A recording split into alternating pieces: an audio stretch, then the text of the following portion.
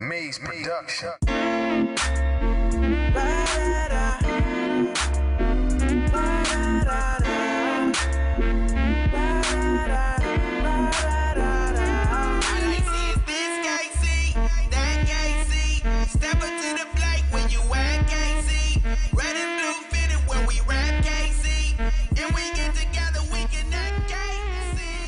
Yo, what's up, everybody? This is AJ coming to you from ConneKC. I know last time, she felt slighted because we had her go. I introduced her last, so I'm gonna go ahead and introduce her second. Maybe she wants to be introduced first next time, but that would be great. Yeah. So we got Jay over here. Hey. Jay over here to my right, and we got Pistol Pierre over here, aka DeAndre, aka Daddy Lotion. He just he said that. Yeah, like somebody just called him Daddy Lotion. Yeah, tell them that, they gonna think I'm a jerk. Luber DeAndre. That was horrible. But hey, we were sitting here doing some chopping, trying to figure out some relevant things that's affecting us, like our people, the melanated community, African American, whichever you want to call it. I don't like saying black anymore. Now that I found out what the definition is, we can talk about that later. But black isn't a color. It means you're nothing. It automatically puts you into second-class citizenship. So I try to not say black anymore. What about Negro? Is that cool? Or is that just the same thing? No, it's not the same thing. All right, cool. Yeah. All right. But I didn't mean to really delve into that. That was just something that was on my mind. That's why I said melanated. Makes sense. But we were talking about consumerism and how our community, how our people go through so much money. Yeah. I mean, Right. we go through money. Right. Jay looked up some information Yes. about what we spent last year alone, 2016. According to Atlanta Black Star and the University of Georgia, somewhere. I'm sorry, I lost it. Oh, Georgia Ceiling Center for Economic Growth. The black buying power is expected to, last year, because it's 2017, reach $1.2 trillion In 2016. in 2016, and we're expected to reach $1.4 trillion by 2020. So we're gonna go up 0.2. And since we are 13.9% of the population, we broke that down to 45 million people. Right. And I didn't get it. So how much is that per person, per black person, a year? I think the percentage is off.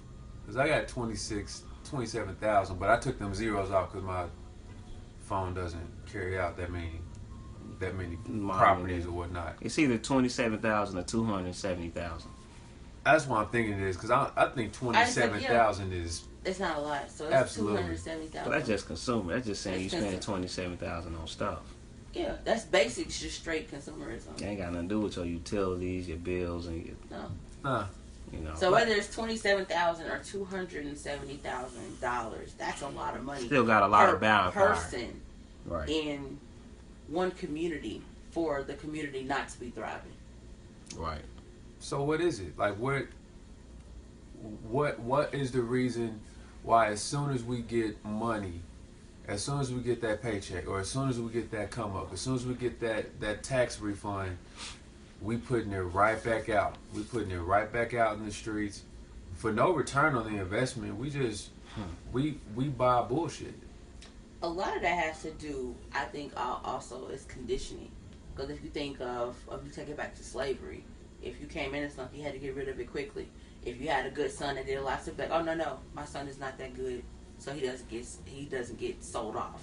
If you have something, we're just used to getting rid of it, so nobody else can take it from us. That's conditioning. But how far does conditioning go when it comes to conditioning to being a crutch? When is it no longer a crutch? Hey, I think conditioning and crutch are synonymous in this regard. Like you touched on it, the conditioning. Like you just saying that right there about someone's son. Like, yeah, my son isn't that. Not that great. Not that great. So you downplaying it just to save your life, just to, because you don't want your child sold off or traded And that's also generational because, I mean, let's think this is 2017 versus slavery time. That's passed down through generations, so that conditioning lasted. And we're not far from out of slavery. True. Right? But I'm saying the conditioning of the mind, the conditioning of the family, that stuck with us. Oh, no. He ain't that. Or, let me get rid of this money so nobody else can take it from me. Wow. I ain't never thought of it like that. No, that's pivotal. That's pivotal. You know, that made me, that had me think about this book that I'm currently reading right now. Is it Breaking the Psychological Chains of Slavery? Brother, I'm not even a quarter in there yet, you know, reading the book yet, but the topics that he spoke on that, how back in the slavery times, it was a privilege for some people, the people who worked in the house, to get masses hand-me-downs, hats, shirts, you know, like that made them feel special. That made them feel like massa. And it's like, is that still going on now? Like, are we still getting those? P, you mentioned something about those $1,000 ugly shoes. Right. These True Religion jeans for $400. I don't know what a $400 pair of jeans looks like. Right.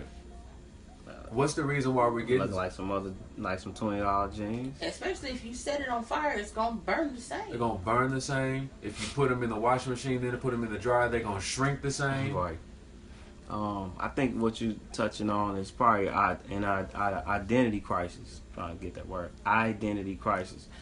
If you just look back and say everybody that's in America that's not from America can go back and say, hey, if I'm Iranian, I can go to Iran. If I'm Chinese, I can go to China.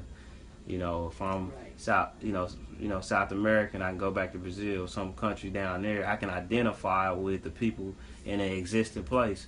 For the African Americans that live in this country, where can you identify yourself with? So all these years, you trying to attach yourself to something, and you don't really have nothing to attach it to. So you really going through this identity crisis.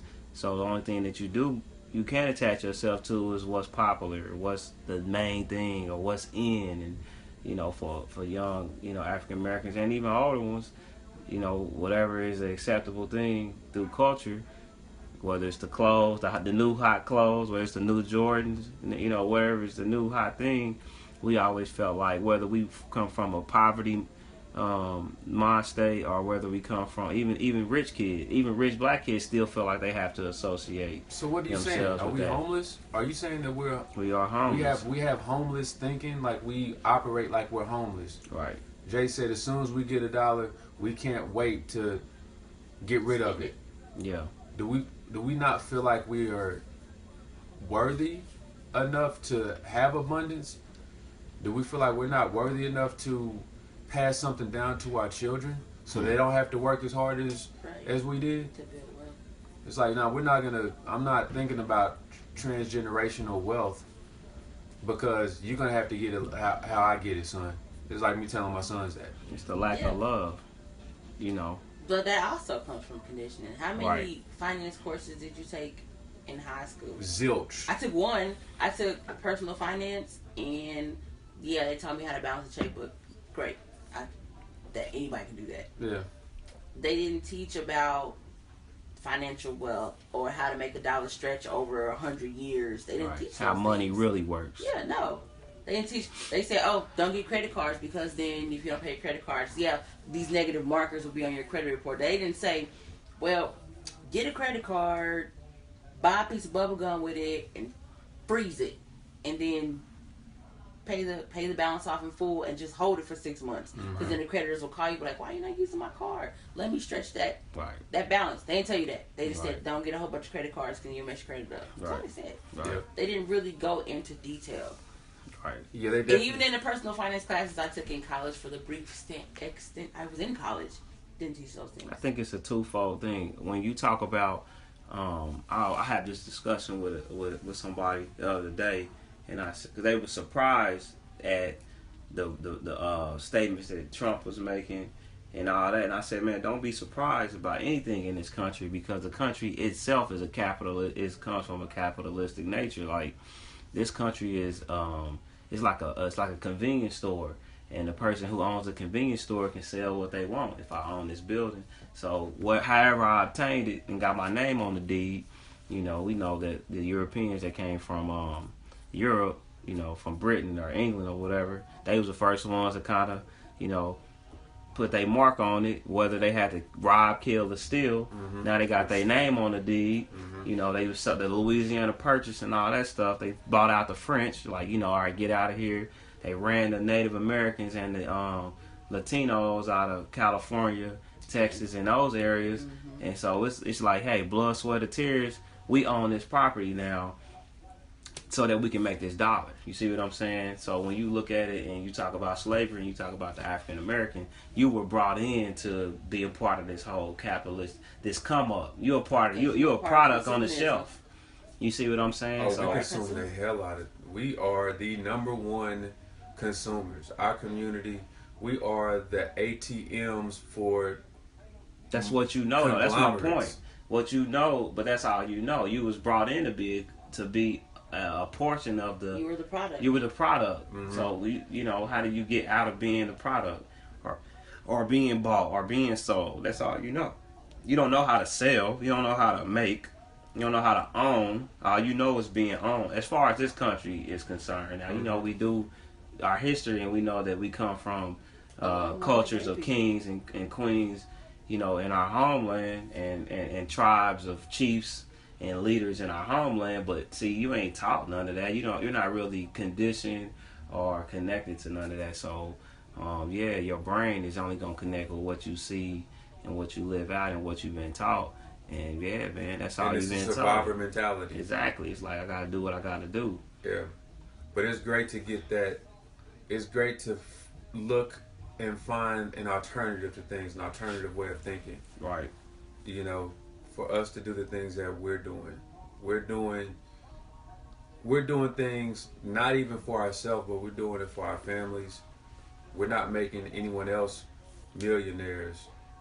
We're making we made the decision to, I don't even want to be shallow and say making ourselves millionaires, but pursue what the hell we desire to do with the byproduct of creating our own economy, which we talked about a little bit earlier with the Hollywood and the music industry. We ain't got to go there too much. I was like, where is this cat going right now?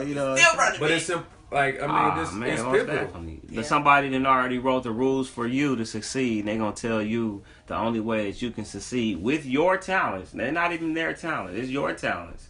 These are your gifts. These are your skills. But the only way that you're gonna succeed is to come through my perverted way of letting you succeed. And that's crazy, man. You gonna tell me I can only succeed if I do it your way, when I feel like these gifts are given. These are my gifts. These are my talent. These are things, my dreams or goals or whatever. And there are a million ways to skin a cat. Right. Why you feel like you have to go through that one channel? Yeah. Is also conditioning. When you operating out of lack, then you've been conditioned to be like, this is my only way I'm going to make it. Out. Yeah. I have tunnel vision. This is it. For me to get that. That record deal. Go ahead. I'm being extreme with this because not the whole community don't have to endure this. But if my mama was on Section 8 and I'm on free lunch, and then we had EBT cards, and then this program gave to. If my whole life is based off of dependency, and then I read stories and I get taught about the people before me were dependent upon some master. At some point, where do you think the individual is gonna say, well, in order for me to be successful, I don't have to depend on. I don't have to do it that way. Like some revolutionary or some dynamic has to take place, or a conversation with an individual that broke that chain in a real way, and build what that person got. That's what's got to happen. You know what I'm saying? Like you in kindergarten, when you was about to get expelled.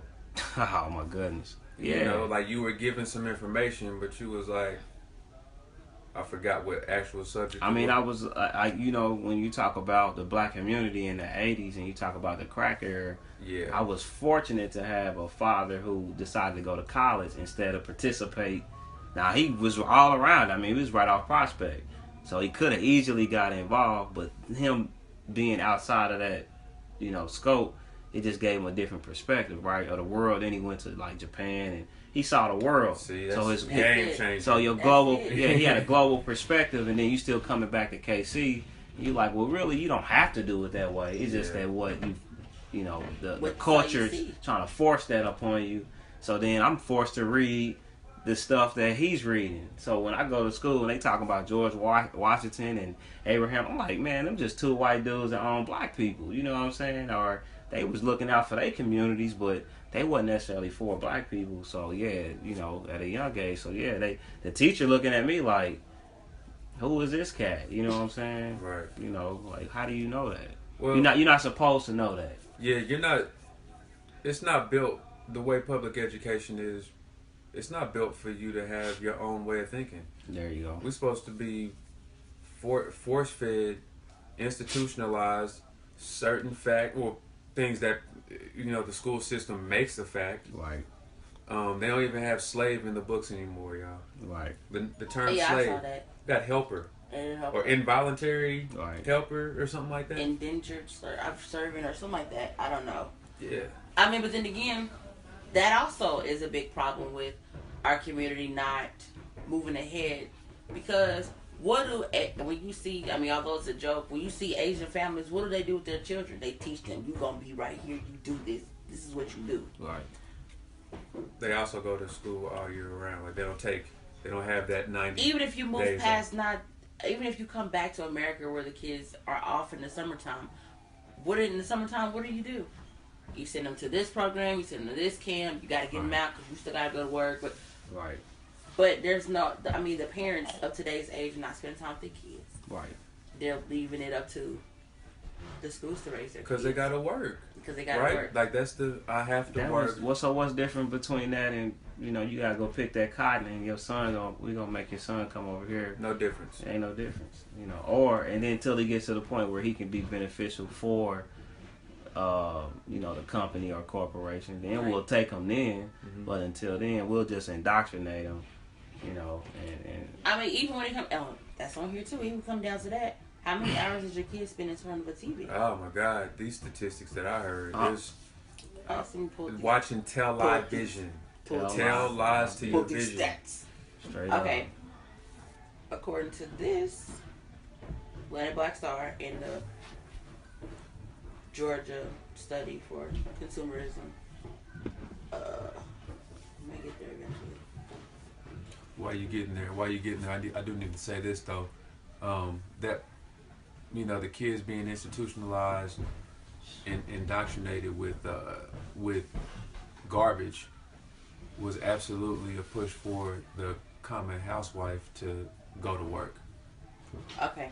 Because that means it's quicker for the kids to go to school and not spend time with being taught, you know, some proper values and things like that. Right. Or at least your family values or your family history or your culture. You know, like, where you gonna get? The teacher at the school ain't about to kick that knowledge to your kid at 5 or 4 or 6 years old. They ain't gonna say, well, you know, your grandpa fought in the war, right, and he had to endure this, and you really get that. You get that embodiment, you know, of who you are based on the history of who the people before you. You know what I'm saying? If my pops fought in the war and he was that dude, I'm a walk with a type of, you know, swag and stature that, like, yo, that nigga will put you down. You know, I'm just, you know what I'm saying? But if I'm not privy to that, and then I go to school and all they tell me is, you know, read about Johnny Appleseed and, you know, George Washington, and then you turn on the TV and Matt Damon and, you know, the next white man, whatever culture, whatever part of history, they was the guy. You know, like, hold on, man. Like, you know, everything you put in front of me is some white dude is... Last Samurai. Come on, man. Tom Cruise. My bad, Jay. Go with the Matt Damon movie. He's like, he defends movie, it was like, a good movie. Last Samurai. But how is Matt Damon? Is it Matt Damon? How is he defending the Great Wall? It's some new movie about to come yeah, out. that is Matt Damon. And Matt Damon's a lead guy, and this is freaking China, man. Like, I wish it would have been a white guy that existed back then that was running things in China. Yeah, right, man. He got his head rolled. You know what I'm saying? Like, come on, let's. Hear these things. The Egypt movie. I ain't gonna go. I'm gonna go ahead. Oh, the guys in Egypt. Yeah. I was like, oh my God, what was it? One brother representing? Right, he probably was. He was probably the evil brain. No, Oh, he was the keeper of time. Like he remembered the history. Oh, okay. I said, Right. bitch.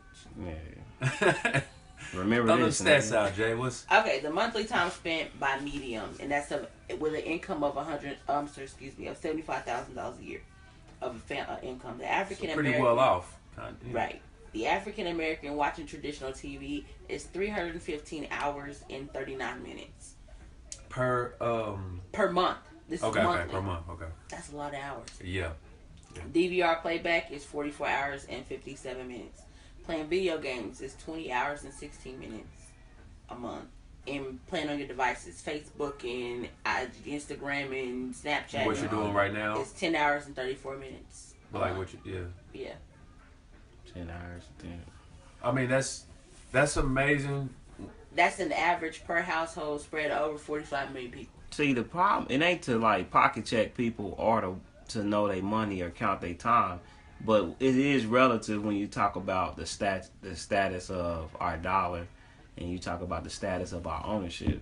So if we doing all that and we watching all this and you Facebooking all that, but then you don't have nothing, then it tells you like you basically ain't doing shit. You know what I'm saying? Right. Like you ain't doing Since the shit. inauguration, I've heard and seen in my timeline so many people upset about Trump being in office and what are we gonna do and what's the goal, what's the game plan. I hate he's in office. My 7-year-old has said 12 times since Friday, I really don't like that Trump is the president. I really wish Hillary would have won. The fact that my 7-year-old is talking about politics is baffling in itself. I didn't know a damn thing about He politics. threw me off. Except- Like I was like, what? Right. I know I was a product. I was a product of Reaganomics. Right. But everybody's complaining because of what is the solution? What is the solution? Right. That's a good point. We have a solution. We've had the solution. We got $1.2 trillion worth of solutions. 1.2 trillion. $1.2 That is trillion not going I- back into our hey. communities. No. Due to what? Because Okay. we're moving out. Because we're moving to Blue Springs. Because we're moving Yup. to Martin City. Because we're Lee moving to Summit. Paola. Right. Lee Summit. And who's moving back into the city? The white people. White folks are going back. What's the term when you let an area get shitty?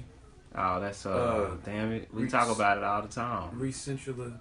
Gentrification. Gentrification. Yeah, gentrification. We've been gentrified. Yeah. It's a plan. When they did 71, that was our gentrification plan. That was gentrification right And there. even with, I'm glad you said that because it made me think of the Miseducation of the Negro. That is a phenomenal book. Okay.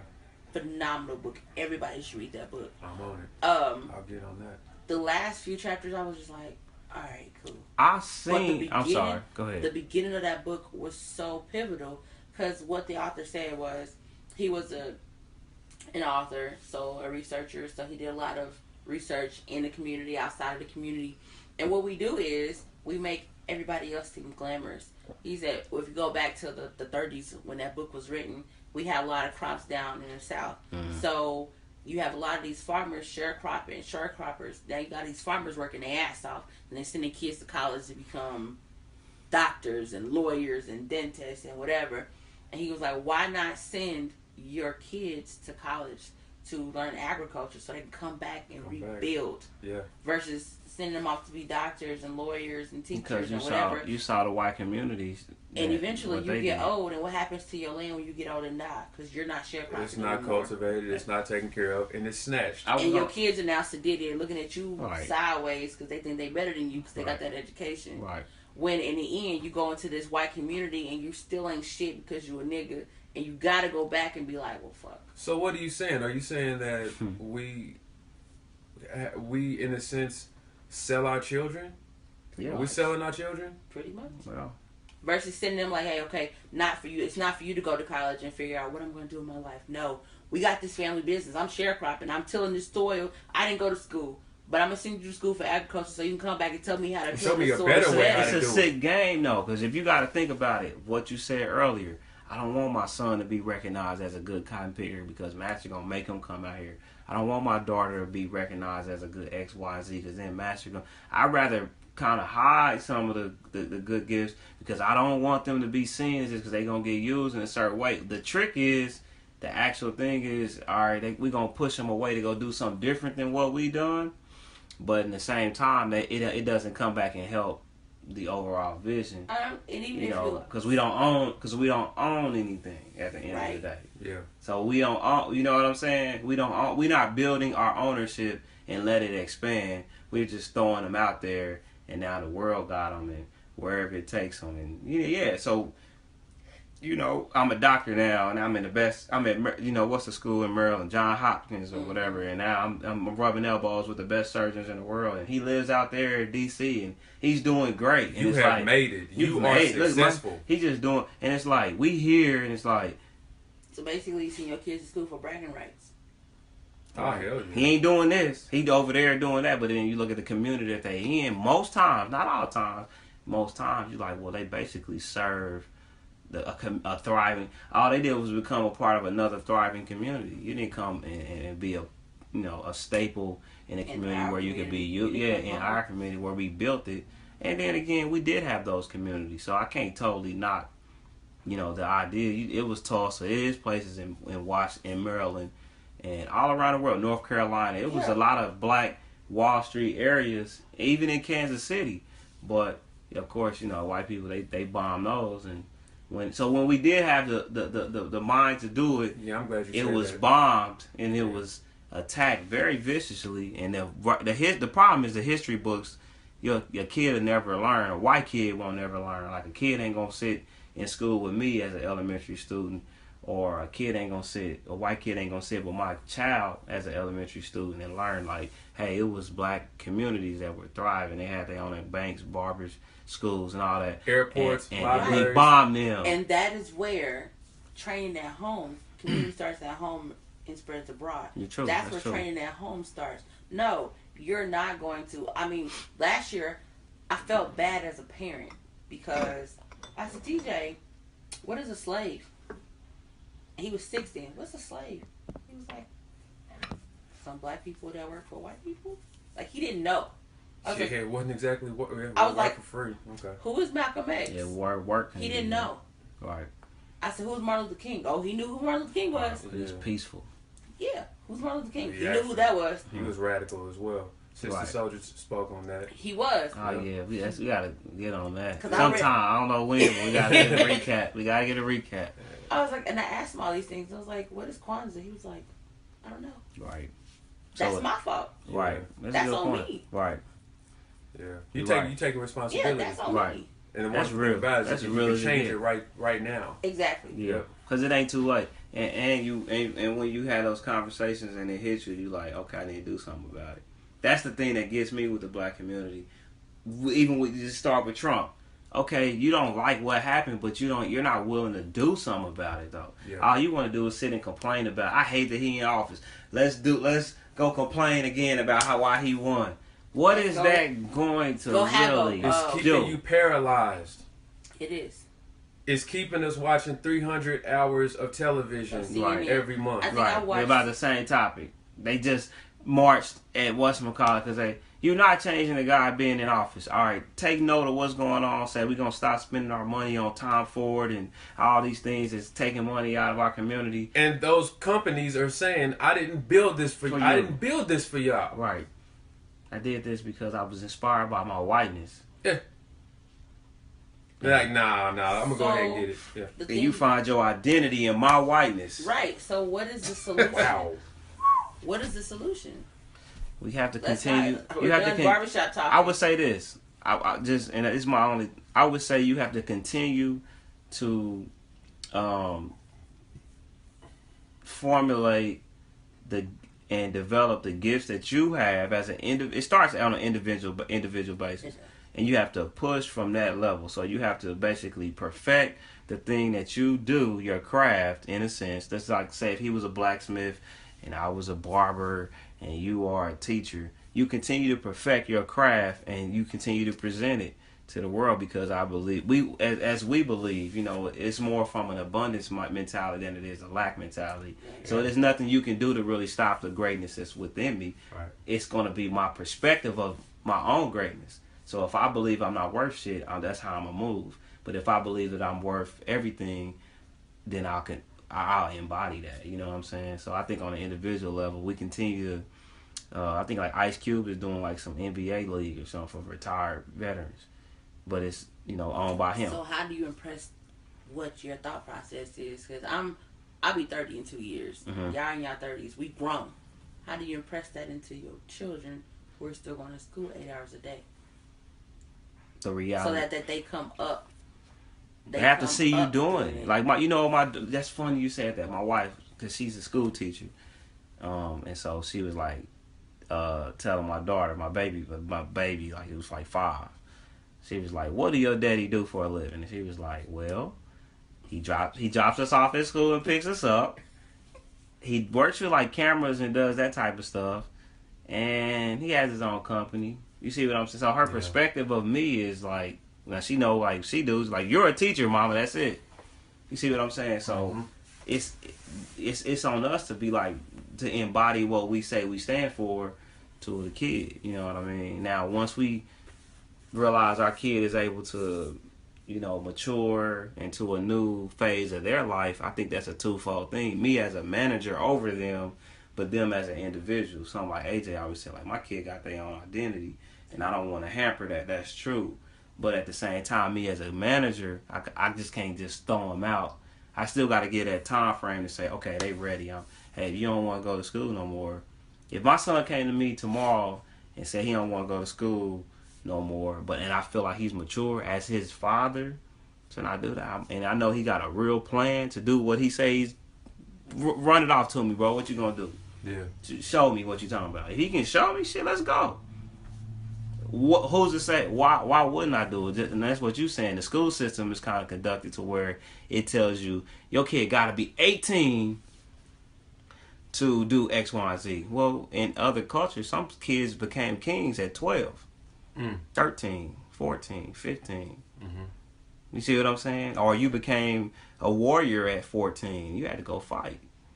So, you know, as far as life is concerned and as far as being a human is concerned, you know, America can't trick you into telling you with the whole system that you have to be this. You have to go through so many years of us telling you what you need to learn, passing these ITBS tests and MAP and whatever bullcrap tests they got going on. And based on these tests that these people who don't even know your culture came up with somewhere far from where you live, this will dictate where your son is. You can't tell me where my son is. Right. You can't tell me where my daughter is as far as who, you know, their education, their intelligence. You know, what is that? So I just think, like you said, as you know, as a parent, it starts at home, right, and it starts on your understanding of your kid and what you feed them, and they understand their culture, and you just, you know, you run with it.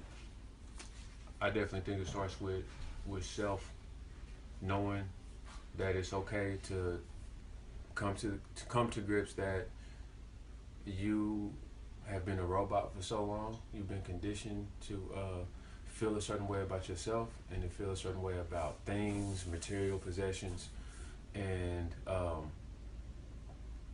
entertaining an alternative, entertaining a different way of thinking, reading, doing research, diving deep, asking questions,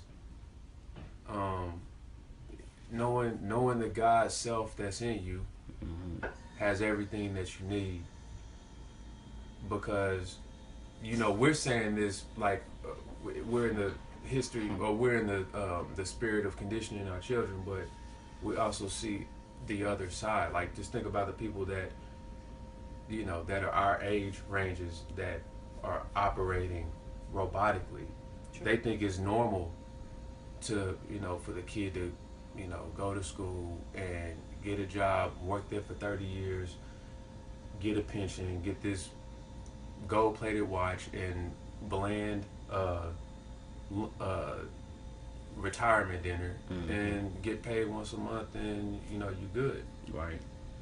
Yeah. Like that seems to be successful for a lot of A lot of people. The Right. mark of success. Right. That's also big. Absolutely. Right. It's And they also made it, and then they also preach that to the next generation and say, right. this is what success looks like. And if you Mhm. do something other than this, you're not successful. Right. You're not successful. You're not. And you right dumb. mind. You're right. You're crazy You know. because you didn't do it this way. Right. The way that I couldn't stand doing it, you're not doing it that way. Like, why would you? Right. I watched you recommend not that? like this. Yeah. I watched what you I endured. watched you say you hated your job day in and day out. Yet you preach to me this is the right thing to do. How does that feel right? So again, it comes down to somebody that's breaking the mold, that embodies that. I mean, not to toot our own horn, but everything that we say we embody, we had to actually step out and do at some point, so that what we knew in our mind, people could see with our lifestyle.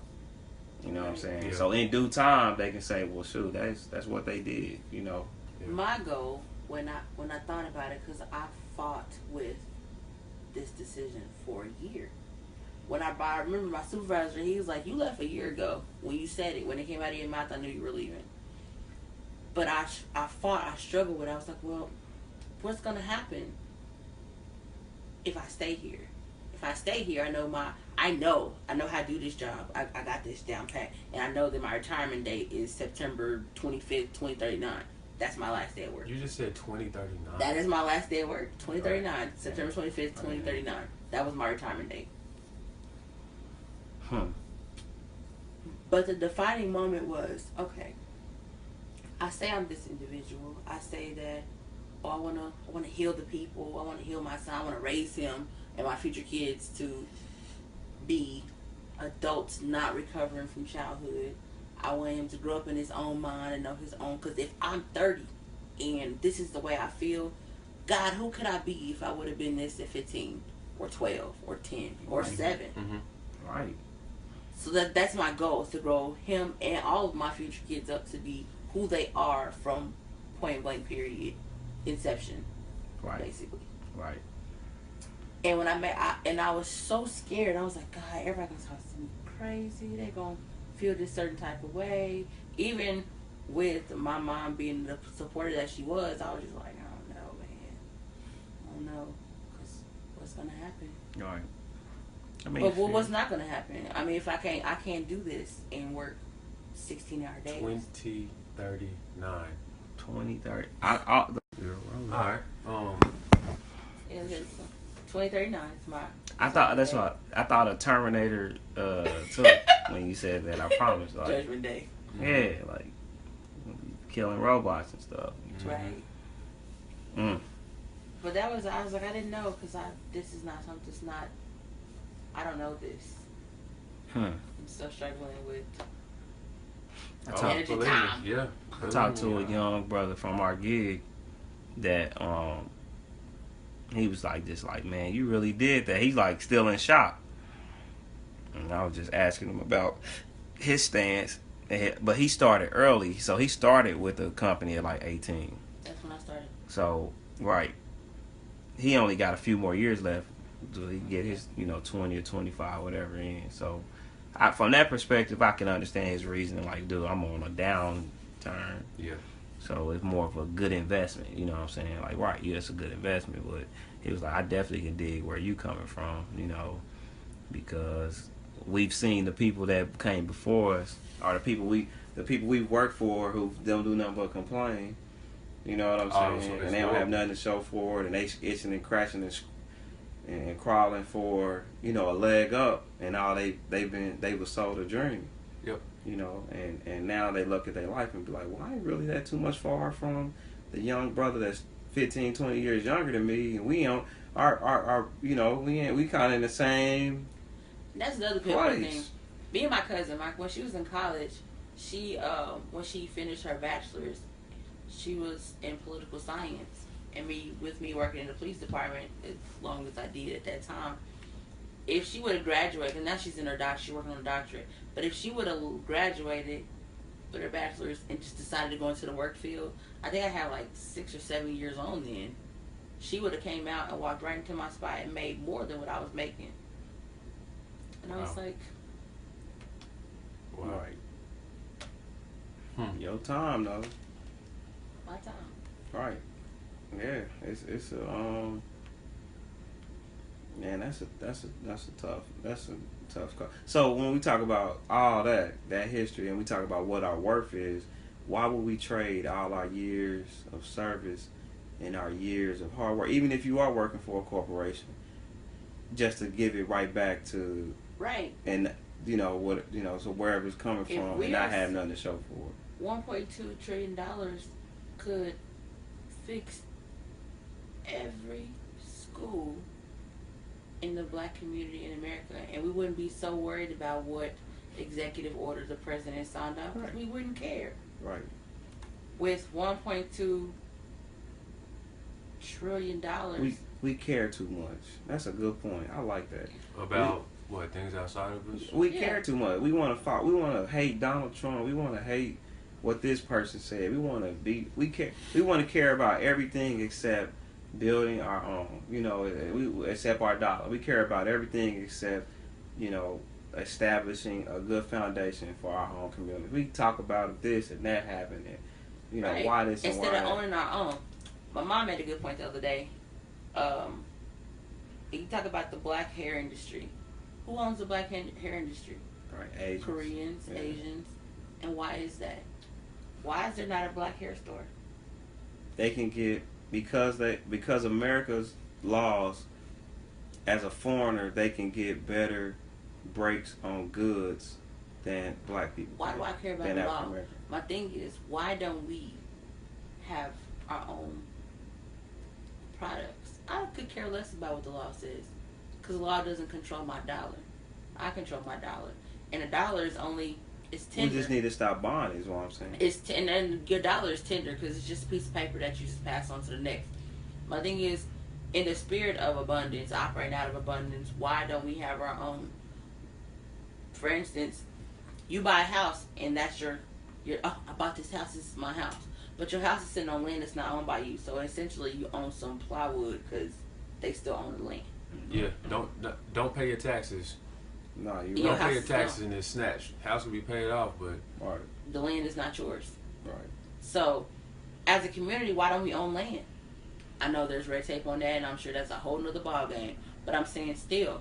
Well, we leave whatever land wherever we at, and whenever we have the opportunity to work together, we leave that. Whenever we have the opportunity to support one another, we find a reason not to. I think we talked about my man who did the movie. The Birth of a Nation. The Birth of a Nation. Oh. But then you got black people with black women was sold on not just black women, black men as well, men and women, who was sold on the fact I'm not watching it because I heard about him and this ordeal that happened in college. And disappointed in Gabrielle Union. I was so disappointed in Gabrielle Union because we're no longer. She wasn't friends with Nate Parker anymore because of what allegedly happened that he got acquitted of, because she was sexually assaulted and that's her passion. Well, if that was your passion, and then she had a silent role in that movie, which she still did good in, but I'm saying if that was your passion, even if you were disappointed in what came out, although it was acquitted, right? Why would you use your platform to destroy something? And they utterly destroyed it because that movie won in the Sundance. It won in the Sundance festivals, which is how it got picked up. Right, by far, yeah. Which is how it got picked up because it won. You utterly destroy it. And I heard people say, "Oh, well, he raped this person, and he, no, we're not going to go see this." But that movie was profound. Like, I came out of that movie like, what can I do and what should I be doing? That was because it didn't just speak on Nat Turner. It was bigger than Nat Turner. And they broke it down. I know because I'm a movie watcher, and I follow a movie critic group.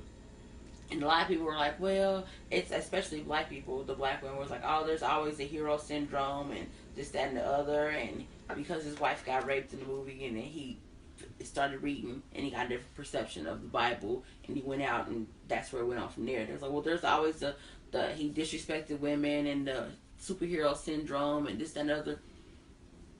but you lost sight of what the movie was about. Even if the movie was not 100% accurate, because which movie is? Which movie is? Right.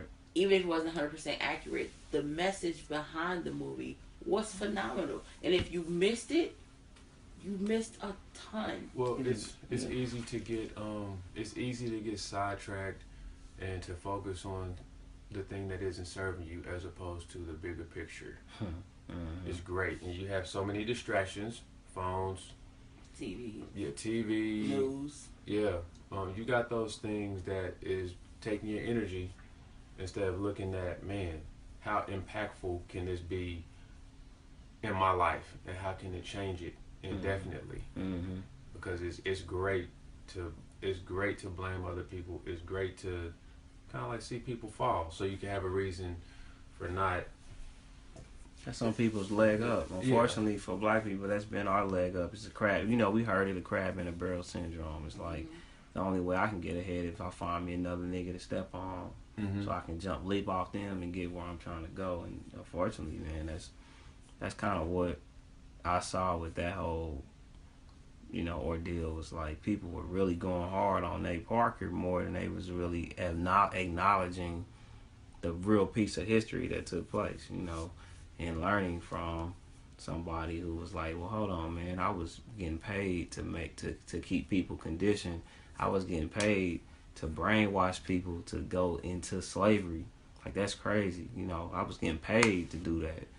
Or other people were getting paid to keep us in a certain type of mentality.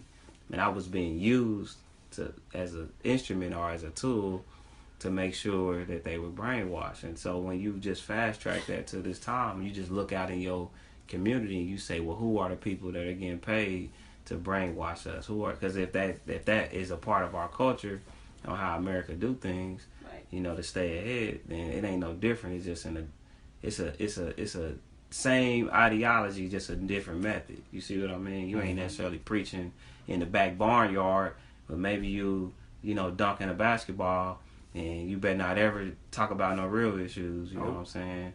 You can wear a couple T-shirts. You know what I'm saying? Or if you get asked why you wearing the shirt, I can't breathe. Right. You'll say something arbitrary, kind of, like, I just can't breathe. Just standing up for it. Right. Or if you drop a knee, you lose endorsements. Yeah. Exactly.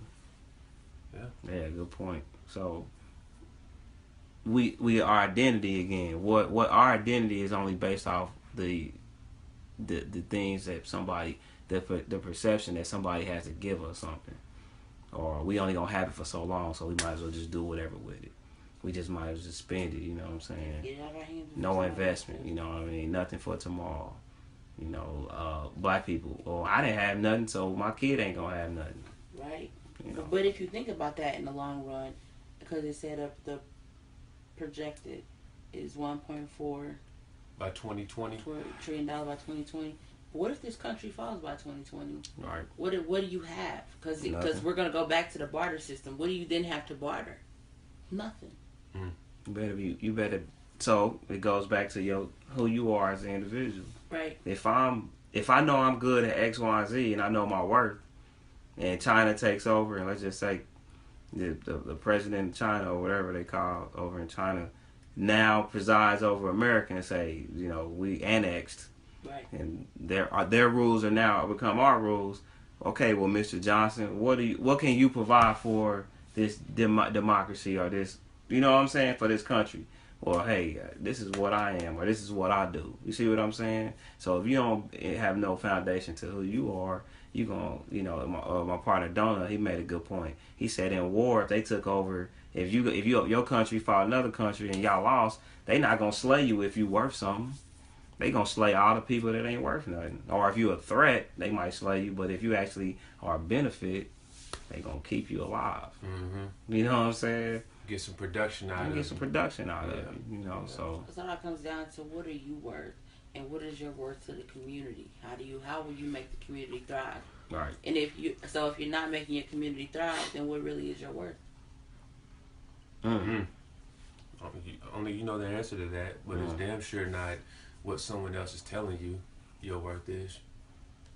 Straight up. Yeah, I think we're gonna Yeah. Yeah, we can go We're ahead. gonna leave you on that. There we go. Yeah, That was we'll a wrap it nice up. little run. Yeah, that was a good discussion. We right at 50. Yeah. So Get the outro. Yeah, so we appreciate y'all. Appreciate y'all listening, and as P said our last discussion. Any topics that anybody wants to talk about, drop it in the comment below. We should be uploading this. yeah, fairly soon. Yeah. So we appreciate y'all. Y'all stay elevated. Seek the knowledge within. Pick up a book. Yeah. All right. Hey, pick up a book while it's still legal to Yes, read. pick a book up. Turn the TV off for at least, out of them 315 hours a month, you got at least 1 hour to read. Right. That 1 hour will change everything. Sure Because will. the 1 hour of reading will stop you from looking at so much TV. Right. I can't believe the amount of TV that I'm not watching anymore. Right. It feels great. Right. So, Not deprogramming. yep. Deep program. Yep. All right, y'all. Signing Stay off. elevating. There we go. Peace. Maze Production.